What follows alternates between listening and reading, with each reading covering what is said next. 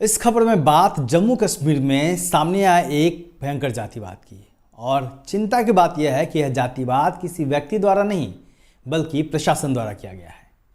मैं हूं अशोक दास, आप देख रहे हैं दलित दस्तक। और अब तक अगर आपने हमारे चैनल को सब्सक्राइब नहीं किया है तो प्लीज़ सब्सक्राइब कर लें।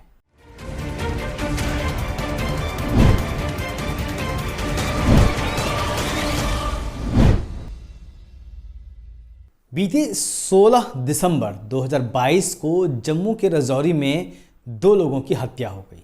हत्या सैन्य शिविर के आसपास हुई। सेना ने इस मामले में उग्रवादियों का दोष बताया और कहा गया कि उग्रवादियों ने उनकी हत्या कर दी है। इस मामले में पहले 1 लाख रुपए देने की घोषणा हुई मृतकों के परिजनों को, फिर इसमें 5 लाख रुपए और जोड़े गए और 6 लाख रुपए देने की घोषणा हुई मृतकों के परिजनों को। और साथ ही साथ उपायुक्त ने वादा किया कि नौकरी भी दी जाएगी परिजनों को। इसके ठीक 15 दिनों बाद साल के पहले दिन 1 जनवरी 2023 को राजौरी के ही पास जो पहला घटनास्थल था उससे सिर्फ 7 किलोमीटर दूर एक और हत्या होती है, जिसमें 2 बच्चों सहित 6 लोगों की हत्या हो जाती है। एलजी मनोज सिन्हा उस गांव का दौरा करते हैं और न सिर्फ दौरा करते हैं बल्कि सभी को मृतकों के परिजनों को 10 लाख रुपए और सरकारी नौकरी देने की घोषणा खुद करते हैं। अब सवाल यह उठ रहा है कि आखिर पहले मामले में सिर्फ 6 लाख रुपए और दूसरे मामले में 10 लाख रुपए देने की घोषणा क्यों? सवाल यही जाति का आता है और जातीय पहचान का आता है। पहले मामले में जो 2 लोग मारे गए थे वह उनका जो ताल्लुक था वो दलित समाज से था, जबकि दूसरे मामले में जो 6 लोगों की हत्या हुई थी उनका ताल्लुक ब्राह्मण समाज से था।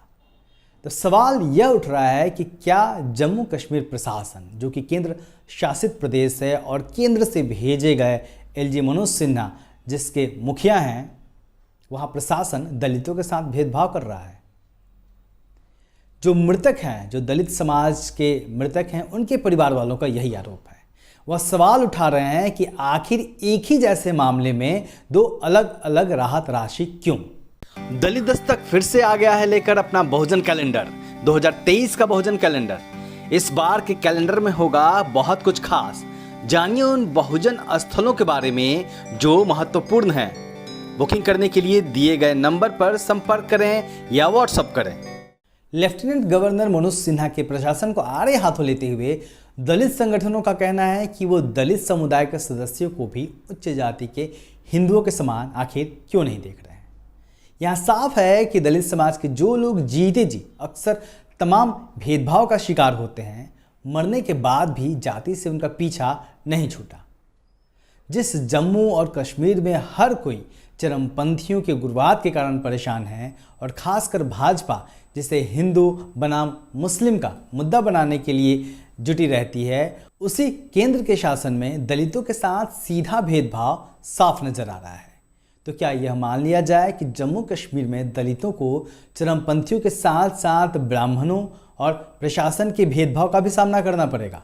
उन्हें 3 तरफ से प्रताड़ित किया जाएगा। दलितों के मामले में पहले 1 लाख की घोषणा की जाती है और फिर इसमें 5 लाख जोड़कर 6 लाख रुपए देने का वादा किया जाता है, जबकि सवर्णों के मामले में सीधे सीधे 10 लाख की न सिर्फ घोषणा होती है बल्कि एलजी खुद गांव का दौरा करते हैं और खुद सारी घोषणाएं करते हैं।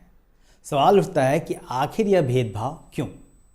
यहाँ तक कि अब दलितों के परिजन भी इस बात से डरे हुए हैं कि उपायुक्त ने उनके परिजनों को जो नौकरी देने का वादा किया था वह भी मिल पाएगा कि नहीं, क्योंकि इस मामले में अब तक कोई भी बात आगे बढ़ी नहीं है और प्रशासन चुप्पी साधे है।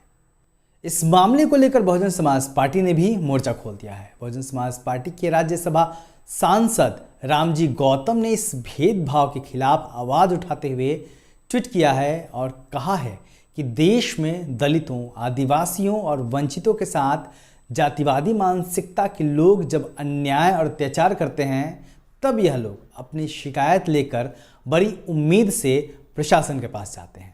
लेकिन जब सरकार ही और प्रशासन ही इनके साथ जातिवादी मानसिकता से पेश आने लगे तो आखिर वह कहां जाए? बसपा सांसद ने इस मामले में प्रधानमंत्री नरेंद्र मोदी से भी संज्ञान लेने की अपील की है। बसपा नेता का सवाल बिल्कुल जायज है। जब सरकार ही दलितों के साथ भेदभाव करने लगे तो आखिर किससे गुहार लगाएंगे। यहाँ तक कि दलित समाज के लोगों को यह भी समझना होगा कि जो सरकार उनके समाज के मृतकों के साथ न्याय करने को तैयार नहीं है, आखिर उससे अपने विकास और उन्नति की उम्मीद लगाना क्या बेवकूफ़ी नहीं है। क्या समाज को भी उस राजनीतिक व्यवस्था का साथ नहीं देना चाहिए जो उनकी असली हितैषी है। जरूरत आंख खोलकर देखने और दिमाग खोलकर समझने की है। देखते रहिए दलित दस्तक। शुक्रिया।